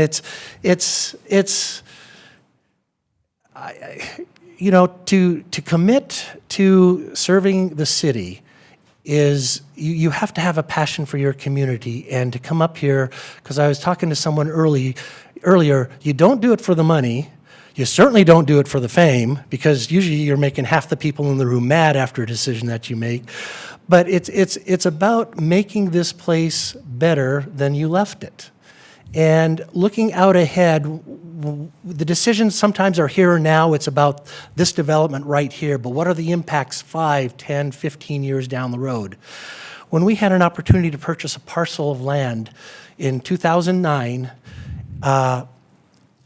times were tough. We had to scrape the money together to find it, but it was pennies on the dollars. If you remember 2008 and the economic state of our community and our livelihoods, it was difficult times. But it was so important, because I was thinking 20 years from now, people will be so grateful that we bought that parcel and we can develop a park. And we did it at such a low cost for taxpayer dollars. And here it is 10 years later, phase 1 of Discovery Park opened this year. So it's trying to look out ahead to see what are those needs, what can we prepare for the future. And that's what I'm passionate about, making sure that they won't remember our names. Well, maybe the mayor they do, because they get their picture everywhere. But for the council members, probably not. But that doesn't matter, because it's better off. Our community's better off because of the work we did way back when. Kristen, what topic are you most passionate about? Well, I think this is probably a standard answer, but people. I really do love people. I want to serve people. I want to do as much as I can to help people, and not everybody needs help, but I see processes and systems, and that's improving processes and systems, taking a systematic look at those is the best way to do an evaluation and help the most people. So the other thing is, if practically, I would love to be on participating in the Transportation Board. Compass, VRT, I absolutely love Compass, the way that they approach things through studies, and they don't do anything with just thinking about it or with very little thought. They do everything very methodically. I would love to be on a transportation board or a commission. I'm very excited about light rail transport, working with Union Pacific. I know it's not the city council's job, but I would love to be part of that momentum, working with Union Pacific and state officials to get transportation that's practical. I know I heard a Compass briefing. In 2040, there's supposed to be 1 million people. I hope I'm not wrong on that number, but from my memory, I remember it was something drastic like that. And I think that for my kids to live here, I would like to see that I did what I could to try to make this city an effective city. And it's absolutely needed, a massive transit. You can't just fix the roads. So, Two-part question here. What do you see as our city's most serious challenge, and what is your solution? Kristen. Well, I mean, keeping pace with growth, I'm very thankful that economically the city has managed to almost keep pace with the population growth, and I think we'd be much worse off. But growth, it's tax burden on people, on property owners. That's a state legislative issue that you'd have to address, but I think it's important to work with them. People on a fixed income are being hit the hardest with our property tax values, so I'm watching the legislator this year. There's somebody proposing a tax bill to increase the homeowner's exemption past $100,000, and I think that needs to happen. The other thing is growth. So again, transportation, somehow working on mass transit and using citizens' dollars and resources towards that, I think is very important. Protecting safety. As growth comes, we're going to have to fund more police officers. I think we need to put that as a priority in the budget. And again, of Maslow's hierarchy of needs, you don't spend money on a picture to hang on the wall unless you have a lock on your front door. And so prioritizing spending is important. Brad, what's our city's most serious challenge? What is your solution? Well, there are a couple of them. Number one, we have to keep the economic engine primed. Jobs are paramount, because there was a time in our community when my kids were growing up, and I'm thinking, they're going to have to go out of state. They're going to have to go elsewhere to have a career and a job, because things weren't moving that much quickly in areas that Idaho needed to be moving. And fortunately, we've overcome that, and things are taking place that they can have careers here, they can work here, and so keeping that engine going, because business is what makes jobs. It's not government, it's people who take that risk and entrepreneurs who make that happen. That is our most serious challenge? No, it's a serious challenge. Property tax is a serious challenge. I've got the spectrum of, my parents live in Meridian, they're retired, they're on fixed income, property taxes keep going up. We're on fixed income, what are you gonna do to fix that? Well, as Kristen pointed out, it's a legislative issue, and where the property tax exemption was capped at $100,000 a few years ago. And then I've got kids who wanna buy a house. And how do they do that in a rising market? And that's a serious challenge. And of course, property taxes figure in that. And I think tied into that, there's a legislative property tax task force that, in fact, they met today. And I think you've read about that. And there's concerns about using property tax as a way to restrict local government from spending money. And how do we meet the needs of growth if they're going to come in and do that? So the serious problem is, how do you keep property taxes lower, but how do you meet the needs of growth at the same time? And maybe we've got to find a solution to that, working with our legislators, and hopefully it's not dictated from the top down. That's probably the most serious challenge. Ladies and gentlemen, a round of applause for your candidates for City Council Seat 3. No closing statement, huh? 20 minutes does go by fast. Thank you, Brad, Kristen, appreciate it. While our next candidates for Seat 5 take their seat, I do have to point out that every time you see a candidate, whether they're running for mayor or city council, stop, think, and comment on a question being difficult or thrown at them as a curveball, please thank the Mayor's Youth Advisory Council for that, because they've done a great job putting this together.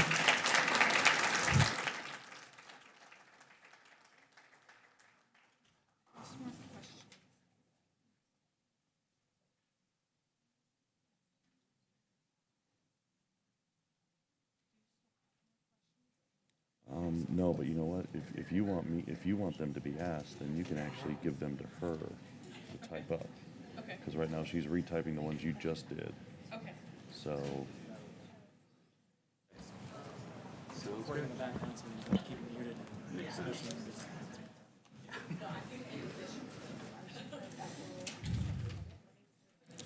Before we get started, are we going by Josh and Jessica?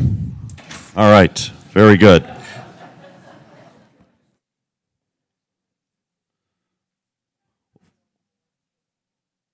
Sorry? We'll stick with candidate today. All right, our city council candidates for seat 5, Jessica Perot and Josh Falk. We start off with our opening introductions, 2 minutes. Josh Falk. Well, I'd like to thank you for putting this on tonight as well. This is my first foray into politics, and I'm pretty excited to get into it.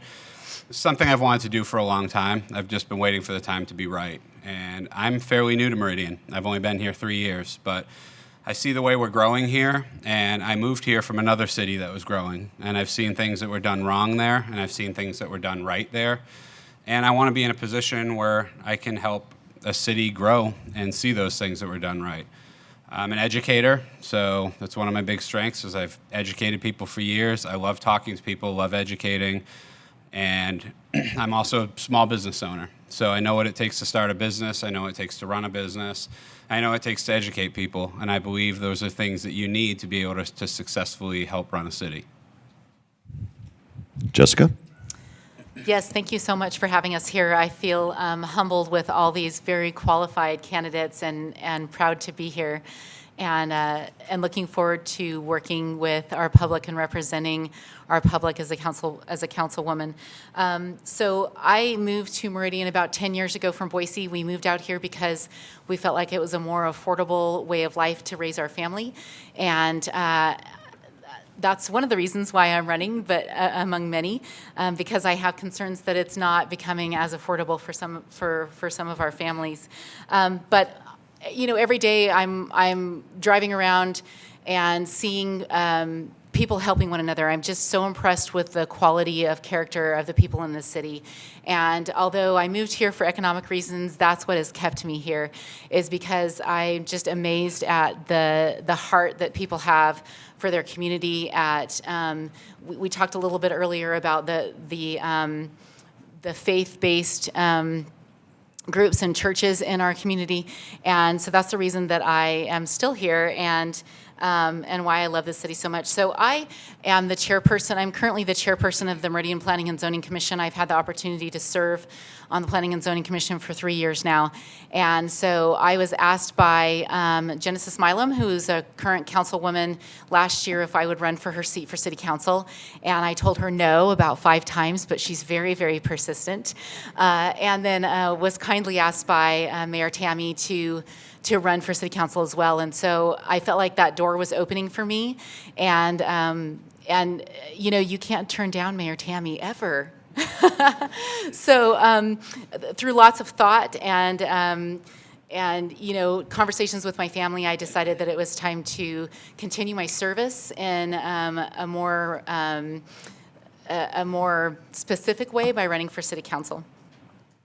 It's a common theme. Nobody turns down Mayor Tammy. You're welcome. All right, our first question.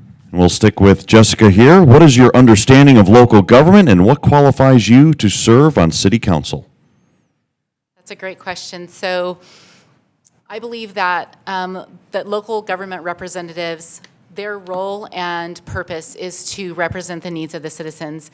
But we are in a situation where the needs of the citizens are varied so much. And you'll talk to one group that says that growth is fantastic and they're so happy to be here, and maybe it is more moderate and calm than where they came from.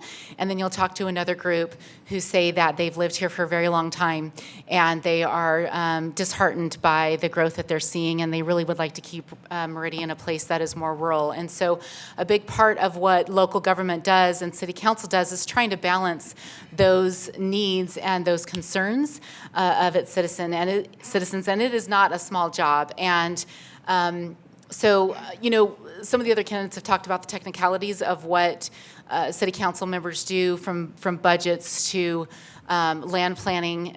The land planning piece, of course, is my favorite, being a real estate broker, owning a real estate company, and also being on planning and zoning.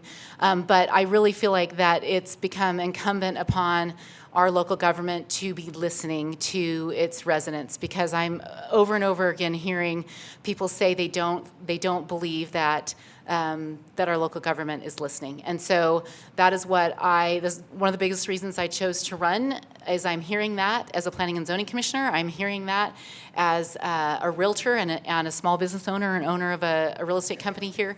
And so my goal is to really keep my ears open. And I'll just share very quickly, I created 100 days my first 100 days in government. I created that for myself.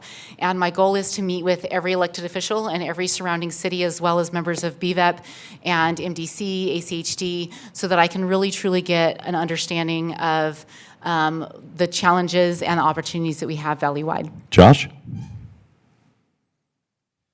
Thanks. So I am very much a constitutionalist, so I believe that the best government in our country starts at the local level. I think that in local politics, you have much more of a chance to impact the community, much more of a chance to help the people that you're supposed to be helping.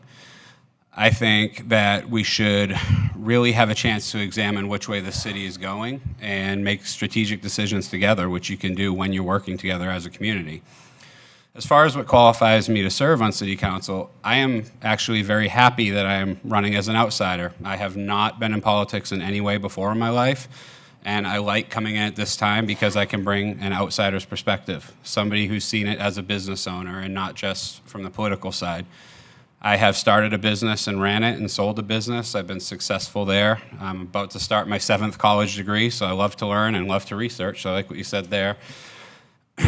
I've done so many different types of work in my life and built small companies, built large companies, done research, that I feel that I bring a combination of skills and knowledge that can help someone from the outside really take the reins and run with it. So, thanks.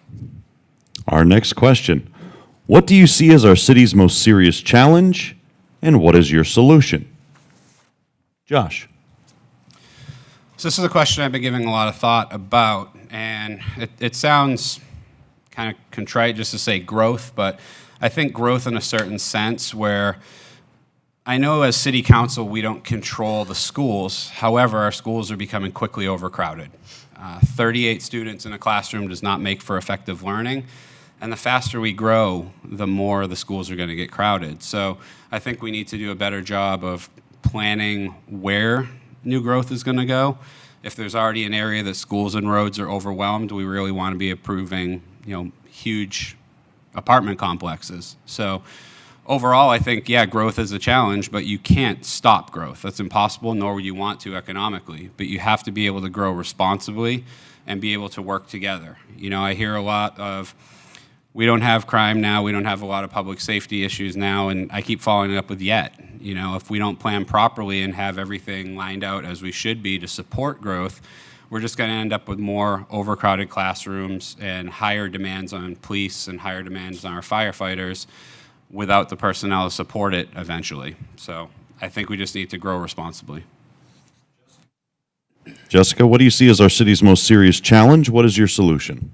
Thank you. That was a great answer, by the way, Josh. So I am very much in agreement with candidate Hoagland regarding our biggest serious concern is livable wage jobs in the community. And it's not just about bringing in livable wage jobs. About 70, I think the statistic came out, about 72% of people leave Meridian every day to go to work in a different area, a different community. And I think that is critical to not only the time that people get to spend with their families, but it's critical to our transportation issues. It's critical to our citywide economy. And, it's easy for us to just talk about Meridian, but really every single area around us is affecting us, and we are affecting them. And I really have a huge vision to be looking at Meridian as a member of our Treasure Valley, as a member of our community, because I think if we are just discussing the serious concerns for Meridian, we're not taking into account how the areas around us are affecting us and vice versa. So I have some great relationships with folks with BVEP and different economic development staff from different cities and community development, and I've had a lot of conversations with them about what would make a business choose Meridian over Boise or Canyon County. And the truth is that it's an uphill challenge for us in Meridian. We don't have enough commercial space in downtown, not even close. Because we've traditionally been a suburb, our residential to commercial ratio is still very off in relationship to a city our size. So we need to make that business environment appealing to companies that want to come in and do business here, not only from a real estate standpoint, which is very in short supply and in high demand, especially in our downtown area again, but also to make the environment amiable for small business. I've been having a lot of conversations with small business people that say that they've had a hard time having a business here in Meridian. Thank you very much. Oh, okay. What changes do you anticipate making to the budget? Jessica. Oh, that's a tough question. So I am very much in agreement with the city spending money to help improve our transportation. And so I would like to actually go through the budget and see other areas that we might be able to find funds to contribute towards our transportation needs. I do think that is our most critical issue, and I haven't stated that yet because we've had so many other folks that have brought it up and have commented on it. But I also believe that when we are in an up economy, that's the time when the city does need to be, collecting the taxes. I know that's not a very popular thing to say, but when we are in a down economy, we'll be glad that we did it when we're in an up economy. So I think that the city needs to be very careful about not decreasing our taxes while our economy is good, but also very carefully looking at each individual item. We are, as city council candidates, the budget is not ours. It is our citizens, and it is our duty and responsibility to make sure that every item is reviewed and justified. But in that vein, I think that while our economy is good, both locally and nationally, we really need to be using those funds to improve our infrastructure and improve our transportation. Josh? I agree with you. This is a tough question, but I think the place to start is I would want to go through the budget line by line. I mean, that doesn't sound like the most thrilling thing in the world, but I'd like to go through it line by line, look at every item, and if there's something that I think might be an item we don't really need to be spending money on, go to the head of that department and see if it's necessary. I think we need to dedicate more money to public safety. As Brad had mentioned earlier, some of the other jurisdictions around here will pay more to police officers, firefighters, other jobs similar to that. We're only going to attract the best talent if we can match the wages that other communities are going to pay. I think in terms of overall wages for a city, we're doing pretty good. Meridian is consistently ranked in one of the best places to live, best places to relocate lists. That's how we ended up here. We found that. But I think I can't give a blanket statement on what changes I would do to the budget until I had an opportunity to go through it line by line, look at the items that I thought may appear questionable, and then going to the people who are responsible for those items and finding out if they're necessary. If they're necessary, great, and they can be justified, great. If it's a program or an item that may not be necessary, why can't we divert those funds to something more pressing for the city? Our next question, what is responsible growth to you, and how will you provide decisions on how and where to grow? Josh. So responsible growth is growing without overwhelming ourselves, without overwhelming especially public safety, education, the roads. If we're going to grow responsibly, we need to think everything through, not just how many people can we cram in here, how many permits can we approve over there, how many new houses can be put here, how many farms can be bought for more houses. We need to talk to everyone involved to be able to grow responsibly. So if there was a permit coming across that someone wanted to build a new subdivision, I'd want to talk to the fire chief, the police chief, highway department, West Ada School District. How is all this going to affect everybody?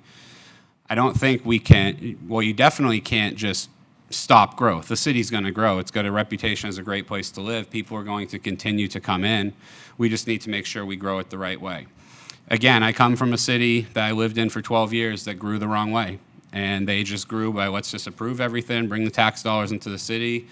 And soon enough, our crime rates went up. There were more emergencies. We didn't have public safety in the right places based on the new subdivisions. Schools got overcrowded.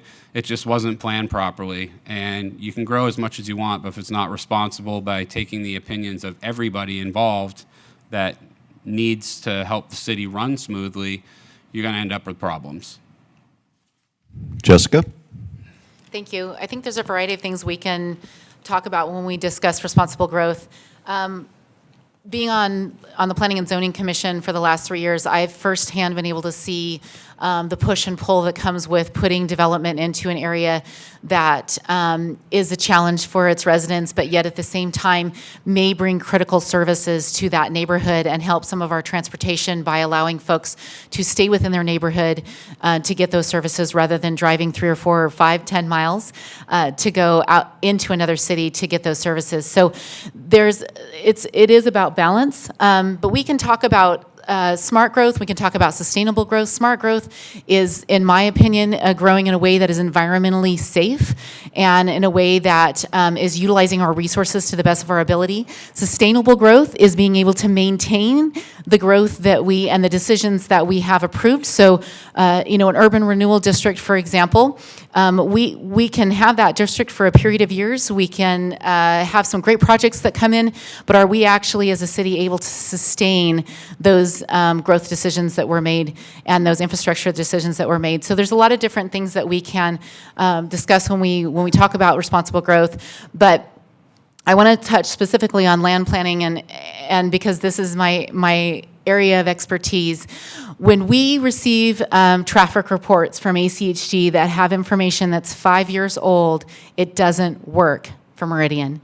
2-year-old traffic information is tough enough because of how fast we're growing, but the Ada County Highway District says that nationwide, 5 years is an acceptable time frame in which to provide traffic counts to in their traffic reports to us. Now, the traffic reports aren't created by ACHD, but they do approve them.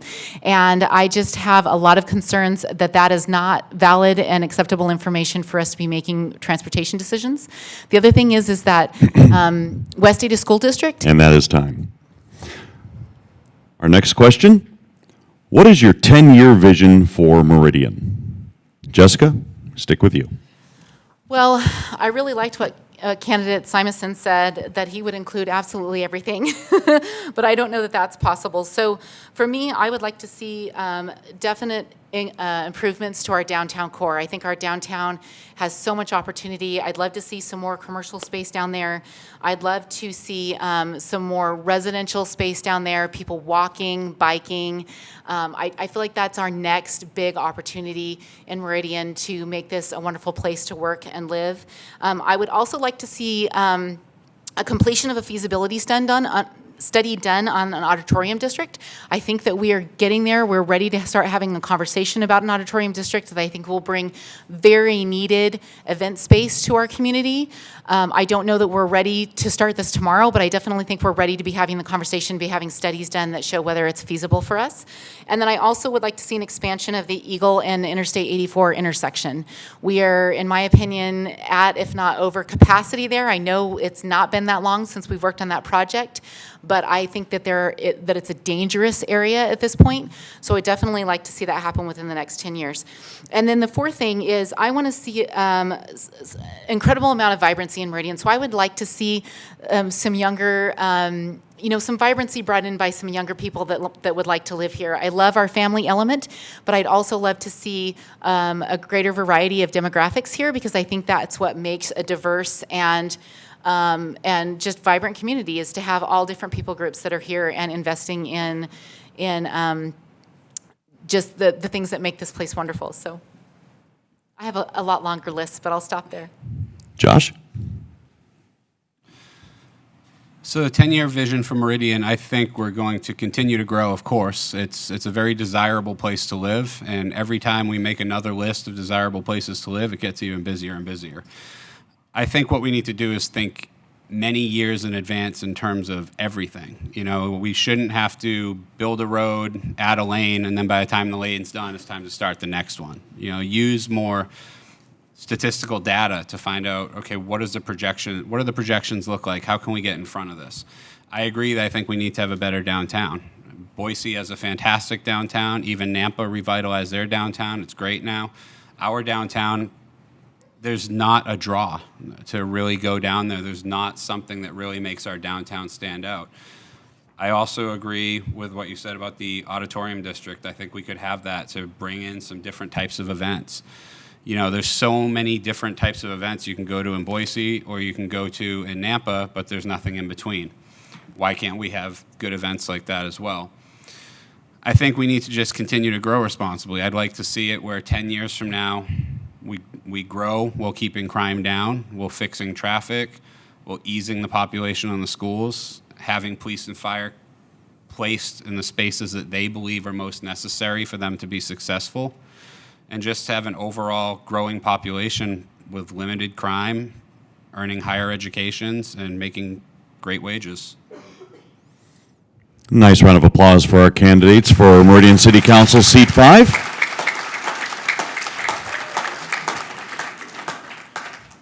I would just like to say thank you on behalf of MIAC to all of our candidates that participated tonight. We would also like to say thank you for Nate Shellman for helping us put this on. And also I would like to say thank you to all of you for coming. And this wouldn't have been possible without you. And we thank you so much for coming.